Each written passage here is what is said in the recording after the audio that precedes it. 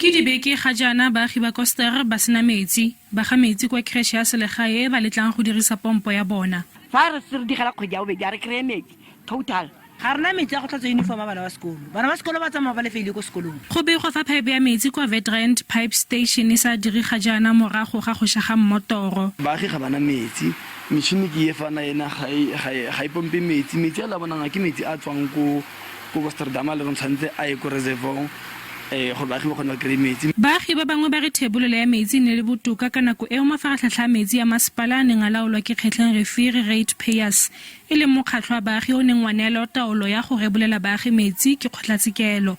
Makgwa ba ratepayers so le ba re fa metsi sentle ba koloma ka go nna go nta re kry-a metsi so since masepala lwela gore makgwa bao batho bao ke mo re tshetetse re petsa bo 8 days 9 days re sena metsi.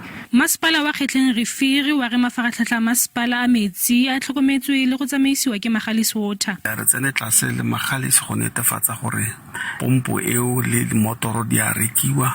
Kgang ya gore ka nako eo di Ratepayers Association di ne di tsere taolo ya dikabelo tsa rona tsa metsi a ne a tswa sentle. Re batla go ganetsa kgang eo ka gore e nngwe ya mathata a re nang lona ke mathata a tlisitseng ke di Ratepayers Association ka go reconfigure tse ding tsa dipampo tsa rona. Le fa masepala o re o saenile tumalano le Magalies Water ga ra bona tshwaelo go tswa go setheo seno sa metsi.